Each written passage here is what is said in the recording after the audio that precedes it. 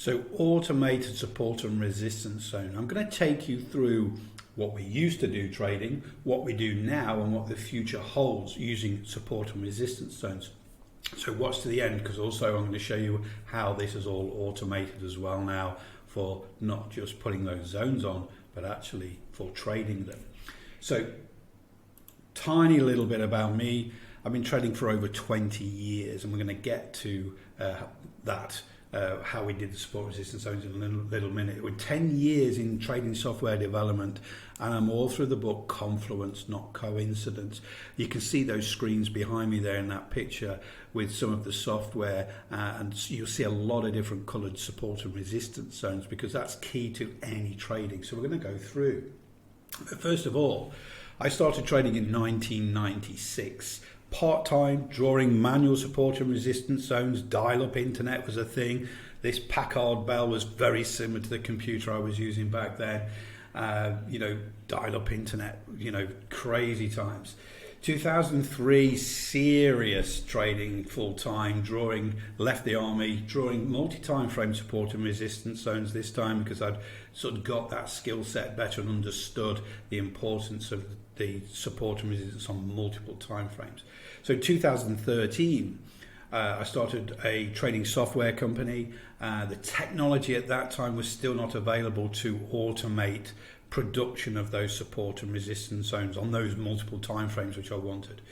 So in 2020, the technology was available with the NinjaTrader platform, and it basically allowed us to have that complex logic to be calculated for live multi-time frame support and resistance zone software to be developed.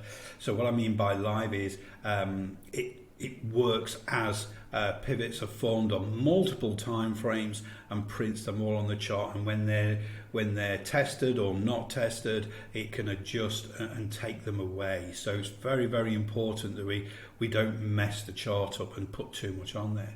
So in 2022, we released the xBrat Guardian Zone, saving approximately 20 hours a month by automating those support and resistance zones, which is key when you're a trader. Some of those long and laborious things, if it can be done by algorithms to save you time, that's the purpose of software. So support and resistance is a key element to understanding the operational landscape of any instrument that you're trading. So as operational landscapes in the military need information from all levels of the battlefield, including the echelon, higher echelon, so does support and resistance zones. Support and resistance zones really need to understand what is going off on the weekly, the daily, the 60. It's very, very important that trading chart is a good representation of the operational landscape for whichever instrument you're trading. So this is gold on the 10-minute time frame. You'll see lots of colors on there, but this is important. We're going to go through those. So first of all, we see in yellow, this is the native time frame, the 10-minute time frame.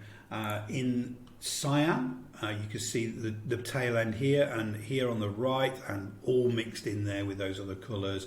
That's the 15. The 30 is the green, and then the 60 is the pink, if you like. So one of the major things I want to notice here is the big reactions are where the confluence of zones are, where those zones are from multiple time frames. It's a really big, strong pivot point and turnaround. And we're going to look at the left bit of the chart a little bit closer to understand how that works.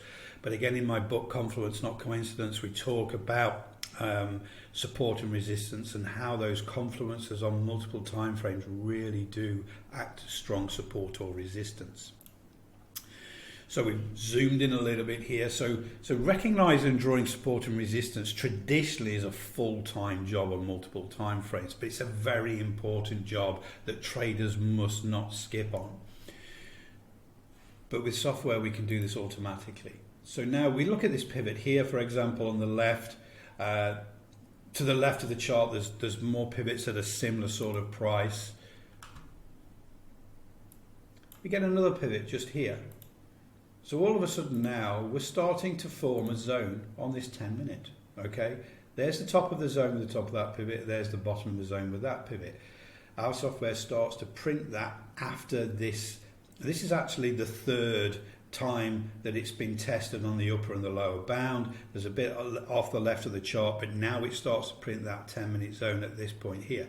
Just above, a 30 and a 60-minute zone is being printed, because on those time frames, this top pivot here was that third instance or fourth instance to say, actually on this time frame now, this is strong support or resistance. We then get some more tests from underneath, now really confirming this zone, and it starts to print a 15 and then a 30-minute zone at this point. Again, we're still strong on the 30 and the 60 there. So we've got a confluence, a real big support and resistance zone here. So now we push up through, but then it comes back down and we find support right in the middle of this confluence zone here. So we get that clustering, that consolidation, if you like. Once we try and push through there, it takes a lot of energy out of the market, but it comes back down and finds support and clusters around that point. And then we have the massive move up. And a sensible entry for here would be above this 10-minute zone where you've got what I call fresh air. Later on, the next day, guess what? We test that confluence of support again. That 30, the 60, the 15, the 10, really strong support. Markets react to where they've reacted before, okay, in a lot of cases. So here, we rebound off this confluence zone. It doesn't quite make it. It pulls back, and then it goes hell for leather. That is common behavior. Understanding where those confluence of all of these zones really helps identify strong support and resistance. So a support and resistance zone on the time frame that you are trading is good, but it's not the whole picture. It's not the full operational landscape. And really understanding where those overlaps are from higher time frames, those confluences, is very, very important. So we also need to understand that daily and weekly zones are also very crucial to understanding the operational landscape. So this is gold on the 60-minute. So now the 60-minute is what we call the native zone. So that's now in yellow. You see all those little 60-minute zones here. The daily zone is in grey, and then overlapping it in the purple is the weekly zones. So we can see when gold has got this fresh air, it moves reasonably well, almost parabolic. But then once we get into this confluence of daily and weekly zones, we go sideways here. It really, really struggles to push through until it finally does, and then we start going parabolic again. So it's very important to understand how that instrument is behaving and why that instrument is behaving that way. So long orders during this time is very risky. Short orders during this time is very risky unless you're scalping and day trading these little moves. The time to trade gold is when it's got momentum. So before it gets there, and then when it leaves the station again and starts moving again. So this higher time frame, this operational landscape, very, very important.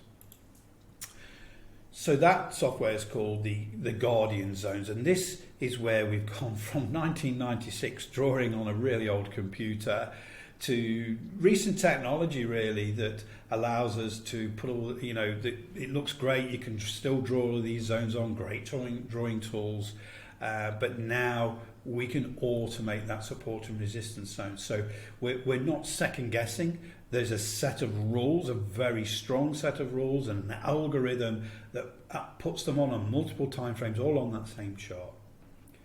So where are we now is we've got that automated support and resistance zone. The next thing now, this is now the computing power that we have compared to 1996. In 2023, we developed automated trading strategies. So different strategies, and I'm going to just show you one in a minute, the Slingshot, the xBrat algo. So different strategies for different market conditions that produce signals. But what it didn't do was understand where that support and resistance zone was on multiple time frames. So now we've incorporated, and the technology and those updates on the NinjaTrader platform has allowed us then to incorporate those automated support and resistance zones into those ASBs. So now, if you get a long signal right before resistance, it just won't take it because we've got none of that fresh air. It's not going to trade into trouble. So even though the algorithms say, hey, there's a signal here, it won't trade because it's too close. If there's lots of fresh air, it will trade. Let's have a quick look. So this is on a very fast time frame, a uni Renko. We get a sell signal up here. So what happens with the Slingshot is we're going to move down. It pulls back into a pullback zone. Again, these are very short-term resistance zones, fib zones. Then we get a type 1 sell signal. The first thing that the software does is look at where that next support zone is for a short. Okay, so here we can see Cyan, 15-minute zone. Remember, this is a very quick time frame uni Renko, so that's where the next main zone is. Okay, so it's got fresh air. We've also built in what's called the confirmation tool. So this is a bias depth heat map. All 6 time frames higher than this one are all red. So that's our confirmation. We've got fresh air, we've got a signal. The trade automatically goes on. Hits target, the second target for the Slingshot, hits the third target and lets the third contract run, and then takes it out at the Guardian zone, because that's where the major support is. And you can see here, it just keeps bouncing off there. So that automatically takes the profit at that zone. Let's look at another example going long, this time on copper. I'm a copper trader, so copper's one of the main things for me, is that we get a type 2 buy signal here right on this 15-minute zone. So we're messing around, we pull up, we pull back down, we actually get support at this 15-minute zone and these short-term fib zones. We get a type 2 buy signal. So I programmed this Slingshot ASB, which includes now the Guardian zones for those automated support and resistance zones, to say I need target 2 to be before the next zone. Yeah, it doesn't quite say that, but that's basically where the logic is. And we've got fresh air. We've also got all 6 time frames in green. So we've got signal, we've got confirmation, we've got fresh air. It takes the trade, but it actually takes the profit at the next Guardian zone. Look what happens: bounces off, and eventually goes back down again. It's about understanding that behavior, and with 20 plus years of experience drawing these manually, understanding the behavior at these higher time frame zones and those confluence zones, I was able over probably 6 months to write the logic for A, the Guardian zones, and then B, adding them to our ASBs to help us with trade management, but also help us with the risk not to enter a trade where we're too close to support or resistance. That trade worked out extremely well. These trades weren't taken because we were trying to trade into this resistance, this 15-minute zone here, plus also we didn't get confirmation on the bias depth heat map. In the end, the high probability trade was taken, and that's what we're after as traders. So we were drawing them manually. We then can automate those support and resistance zones using technology and lots of great logic there. We then now, in 2023-24, have added them to our automated strategy builders. So there's that signal there. We've got the confirmation from that other great tool, and then we've got the understanding of where those support and resistance zones are, so it won't take a trade if there is trouble. Okay, if there isn't trouble, and that's why they call the Guardian zones, it will take the trade if there's fresh air. Now, in development in 2024 and already in beta testing, is our Zone Trader Pro. So now we're taking it one step further, and we're going to actually trade that price action as it bounces off those confluence of zones. Okay, so this is just a prime example here. It comes down, it tests that confluence of 15, 30 and 60 at this point, bounces off, it takes the trade automatically, takes the first target, and then the trailing stop takes the target out there.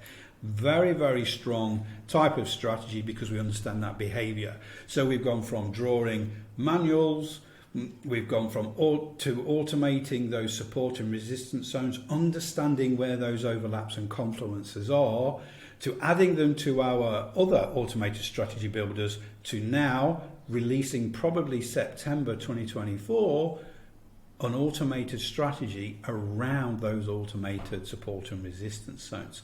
So again, technology can really advance quickly from where I was in 1996 to where we are now. It's just phenomenal the power of technology and algorithms can help us trading and take some of that time away from doing all those mundane facts, but now we can automate those strategies. So check out those links below. We're going to get some links down there to the automated strategy builders, the guardian zones, the automated resistance zones. This now is an exciting time for traders because we can automate a lot of things.